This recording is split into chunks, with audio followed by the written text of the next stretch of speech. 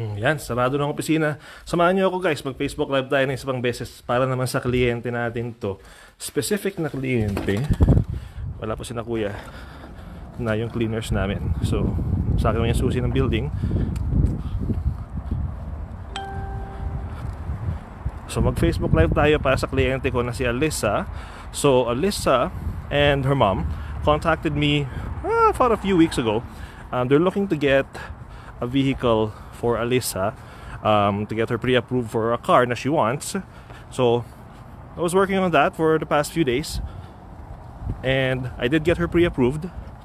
So I'm gonna do a Facebook Live video for her to show yung sasakyan na yon, and also because I don't think nakapag-video na ako ng sasakyan na to eh. So it is this car right here, guys. Oh, alin sa kanila ng dalawa? Yung hatchback o yung sedan? Yung sedan. So what you are looking at right now, guys, is yung nakailaw ha, hindi yung isa, a 2022 Honda Civic Sport. So if you recall sa mga Facebook Live videos natin, I have sold the LX, the EX, and the Touring. So this will be the first Sport.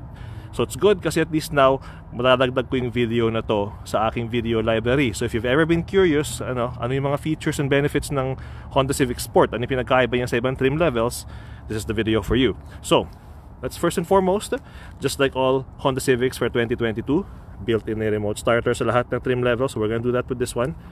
Let's lock it up and then let's start it.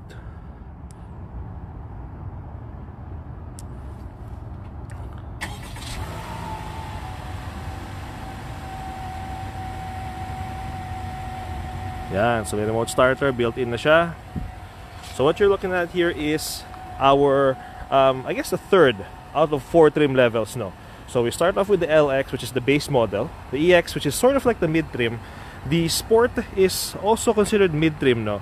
But it's next to the Touring. The Touring kasi yung pinaka-top of the trim level. So ang request actually initially ni Alyssa was either a Sport or a Touring. But considering yung difference in price silang dalawa, which is about $4,000 or $5,000, right? Ito yung inaprubahan ng bangko sa kanya, and you know it's a good vehicle, right? I think it satisfies a lot of what you would look for in a car, right? So as you guys know, this is the 11th generation of Honda Civic. The 10th generation was the 2020 up to 2021. So 2022 moving forward, lahat ng Honda Civic ganito na ang design. So what makes the Sport unique kumpara sa LX at sa EX actually is mainly aesthetic, yung design niya, yung mga color palette niya. So first thing I'm gonna point out, on the Sport, you get yung exclusive na glossy black 18-inch na rims. So on the LX kasi, you get the 16-inch na steel rims. On the EX, you get the 16-inch alloys. On the Sport, doon na siya tatalon ng size, so these are 18-inch na. 18-inch alloy wheels and the nice glossy black na exclusive sa lahat ng Sport trim level. Okay? So it has yung turn signal lights as you guys see. It has the sunroof, which is meron yung sa EX. The Honda Safety Sense technology, which is here, mounted, right? On one single camera alone na siya. Okay? So ito yung itsura niya. So this one here is in the dark gray. I forgot yung marketing color niya. But I know, sabi sa akin kasi initially ni Alyssa, she was looking for either a gray or a white. So wala akong white, but I do have the gray one. So hanggang sa likod. So this is a sedan. So it's a very nice gray color, no? Parang gunmetal gray. Eh maganda yung combination niya with the black alloy wheels, the glossy wheels. Alam mo, ang kulang na lang ng coaching to, window tint. Patint mo ng itim, window tint yung windows niya, napaka-sleek tignan. So yan yung tsura niya, Alyssa. Sa likod, just like all the other Civic sedans, right? But this one would actually say Sport sa badging. So the only 2 Civics na merong badging po sa likuran is the Sport and the Touring sa mga sedan. Okay? So yun yung likuran niya, Alyssa. So as you can see, diba? Very similar body style. Just has the extra badging. So yung loob na niya, I'm gonna unlock this.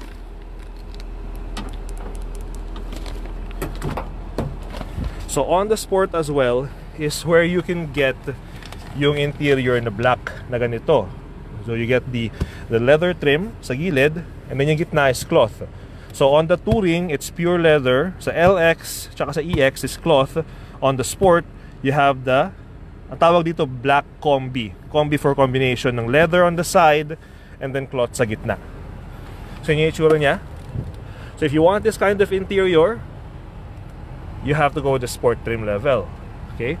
If you also notice, it's got the black interior sa loob na black. Yung roof niya, black yung sa trim sa loob niya sa pintuan and everything. So you can see, all black. If you notice yung mga ibang trim level, di ba, merong iba-ibang kulay. May wood grain trim, may silver. This one is like purely black. With the exception of course, yung handles, tsaka yung sa window. May dalawang USB din ports din dito, Alyssa. Although I'm not sure who would use it, since I think this is gonna be your solo car. So gaya nga ng sabi ko before, for 2022 wala na yung Honda Lane Watch, blind spot monitor na lahat ng sasakyan namin na Civics. So I'll show you yung headlights niya. So this, I think, is the biggest update, no, sa Honda Civic when they finally switched to LED headlights, right? Like, it sucks because the Corolla has always had LED headlights sa ganitong style. Ilang taon nang ulelat ang Civic sa headlights. But now, lahat ng trim level, ganyan na ang headlights niya. Of course, mas maganda yung sa Touring.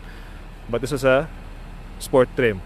So it makes driving at night a lot easier, a lot more visible, a lot better sa opinion ko.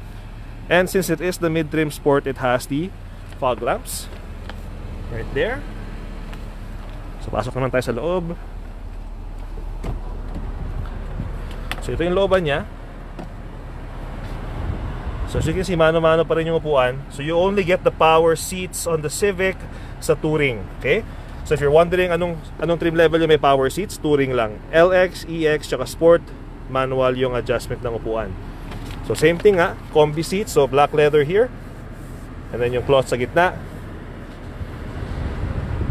So the one thing na, also again, another aesthetic difference, yung pedals. So yung pedal style na ganyan, nasa Sport lang. Again, going with the whole Sport aesthetic. So when Honda kasi, and like a lot of other, sorry, start ko lang ito na maigi.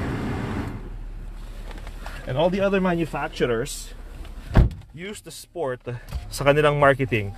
It's mainly pertaining sa aesthetics, not exactly engine performance. So this one here, just like the LX, the EX, runs a 2.0 liter 4-cylinder engine, 158 horsepower. If you go sa Touring, tsaka sa higher trim ng hatchback, dun mo lang makukuha yung turbo.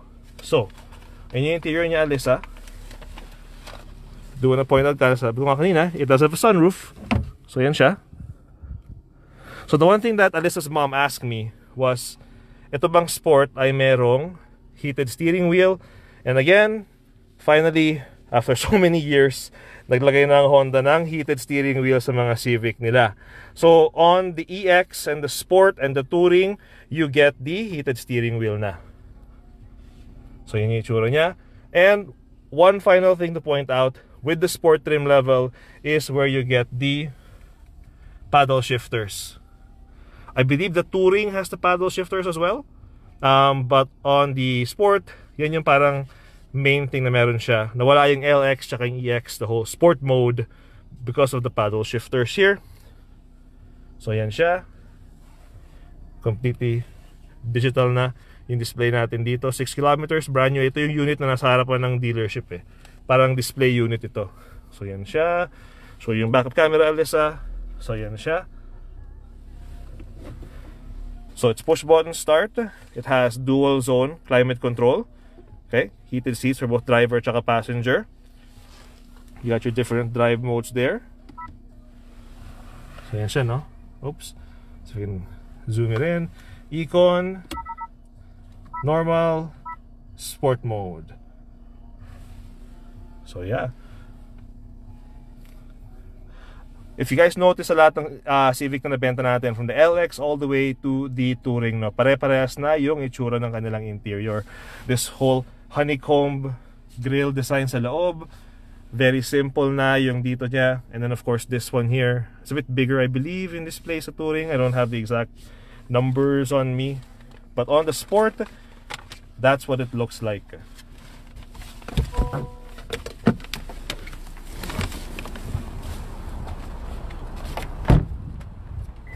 So there you go.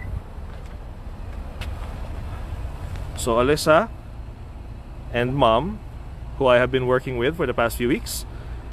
Here is the 2022 Honda Civic sedan in the Sport trim level. So now I have videos on all of the Civic trim levels. So if curious kayo kung anong trim meron ganito, features na hinahanap niyo, you can just look at my video library. Shoot, ngayon ko nakita.